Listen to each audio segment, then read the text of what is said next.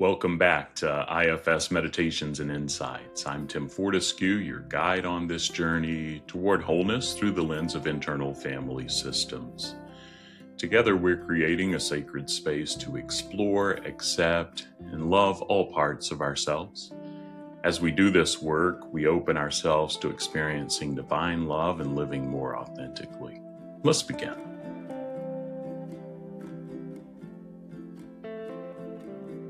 In this session, I want to talk about something that many of us might do every single night without giving it much thought. We end our day with our phone. I know I do, and I'm going to see if I can put some of this into practice that we talk about today. But if you're like me, you may scroll or check one more thing, watch a reel, then another reel, and 6 more reels. And then we put the phone down, roll over, and wonder why we feel disconnected, why we feel empty, and why sleep may not come easily. Here's what I want to offer all of us today. What if the reason we reach for the phone at the end of the day isn't laziness, isn't a lack of discipline, but is actually a part of us trying to solve a real problem? And what if there's a more satisfying solution available, one that actually gives our parts what they're looking for? That's what we're going to look into a little bit in this session.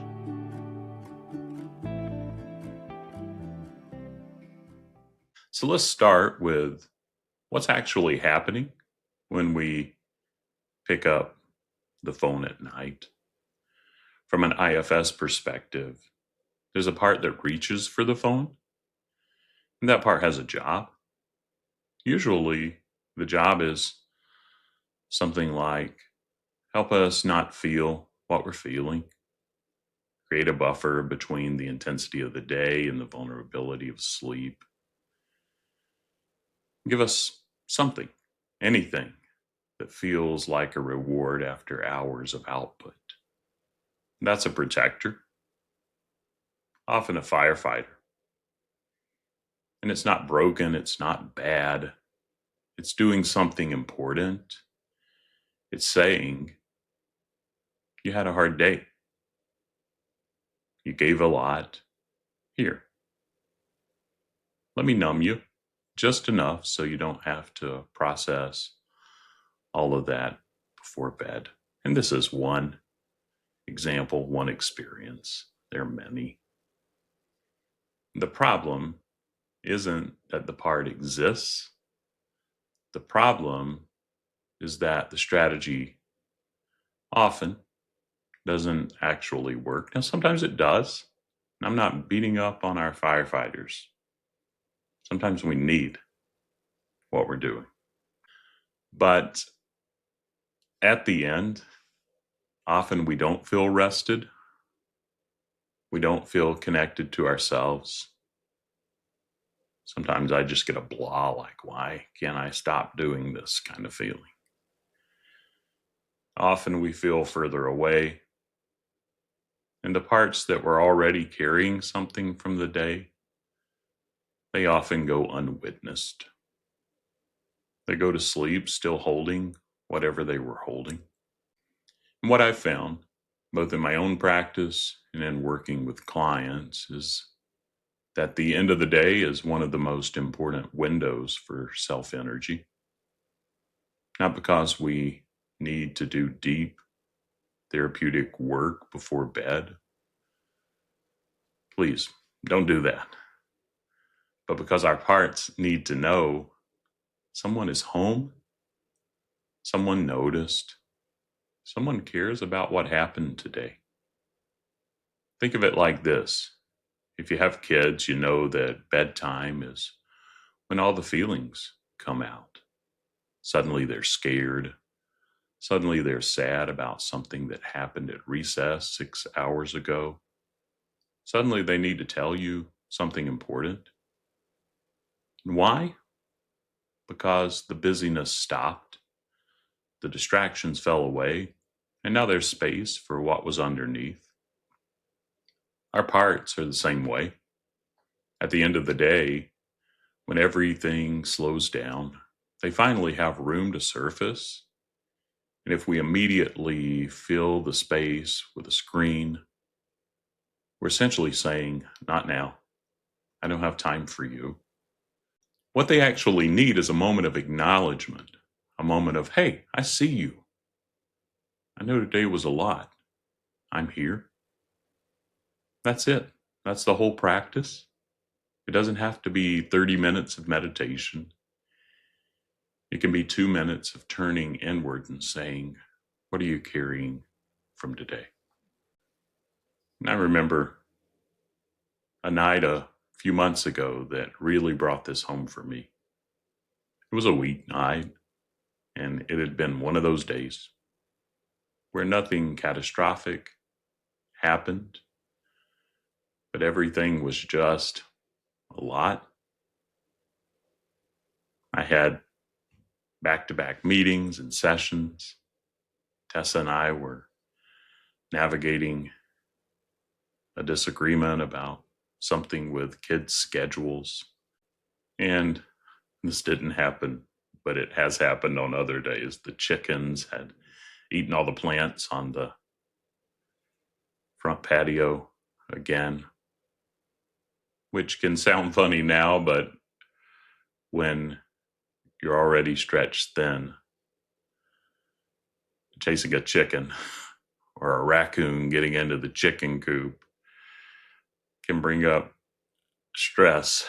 And so, chicken eating from the tomato bed or tomato pot at 5 in the afternoon sometimes feels like the last straw. Maybe you've had those chicken moments or chasing dog moments or something like that that can be silly, but not right now when it's the last straw.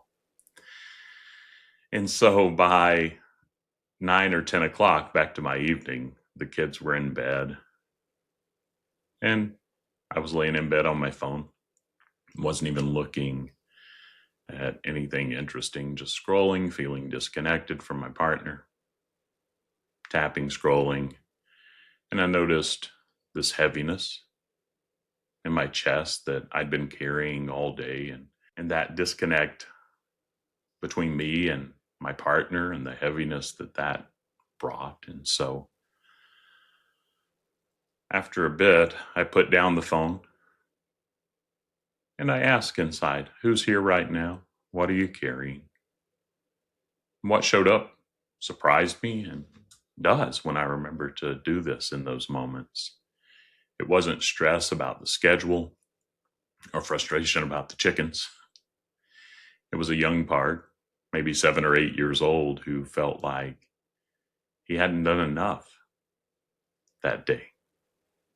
Like all of those sessions, all of that output still wasn't sufficient, still wasn't earning him his place. And just briefly, just acknowledge and sat with him, didn't try to fix it, didn't argue with belief. I just said, I see you. I know you worked hard today. You don't have to earn anything tonight. We're done for the day. And he softened. The heaviness in my chest released and was able to turn over. Not a long repair, but a little bit of reconnection with Tessa. And I went to bed actually feeling peaceful, not numbed out, but genuinely settled. And I thought if I'd kept scrolling, that part would have gone to sleep, still gripping that story of not enough. And it would have been right there waiting for me in the morning. That's the difference. That's what's available when we end the day with our parts instead of our phone. So here's what I'd invite you to try.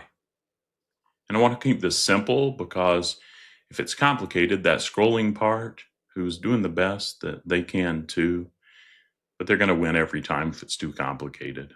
That part wants zero friction, so our alternative needs to be low friction too.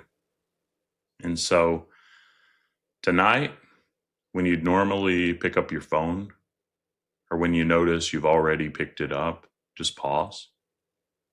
Put it face down or across the room if you need to. Take 3 breaths. Then ask, who's here right now? What did you carry today? You don't have to close your eyes. You don't have to be in a special posture. You can be under the covers already. Just turn your attention inward and listen. Maybe a part shows up with an image or a sensation. Maybe you hear words. Maybe you just feel a shift in your body, a tightness in your shoulders softening because someone finally noticed. Acknowledge whatever's there. You might say internally, I see you. Thank you for carrying that today. We can put it down now.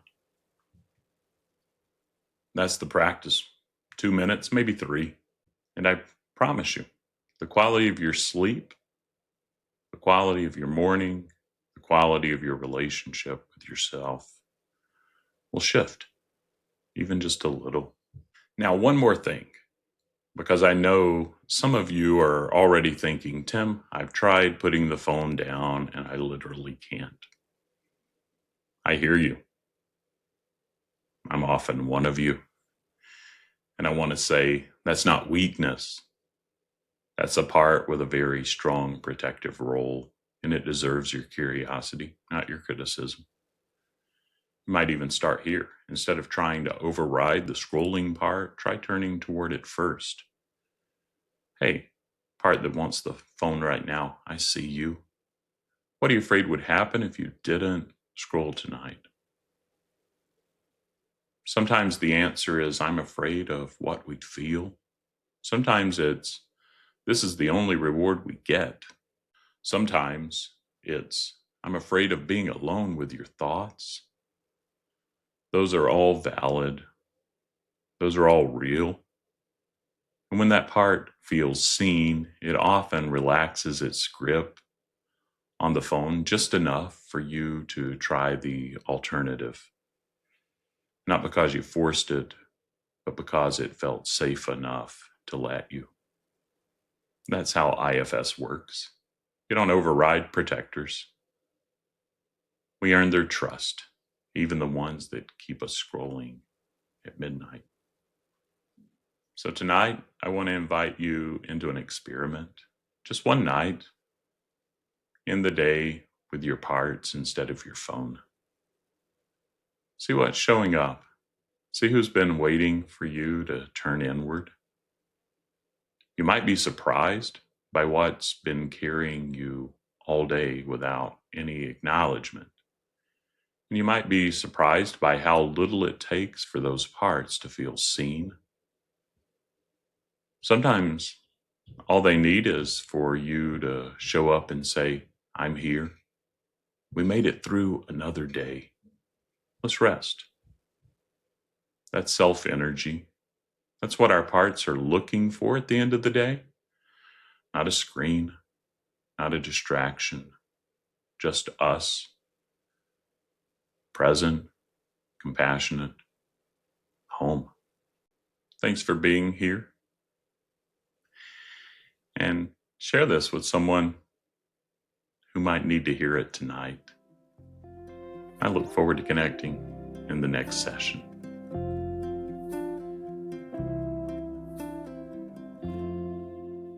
That wraps up another episode of IFS Meditations and Insights. If today's episode was meaningful to you, please follow, subscribe, and share with someone who might need it. A positive review helps more people find this healing work. And don't forget, you can get your free IFS meditations and the Self-Led Pause Starter Kit at exploreifs.com. And until our next session, be gentle with yourself. I'll try to do the same, because we're beloved human beings.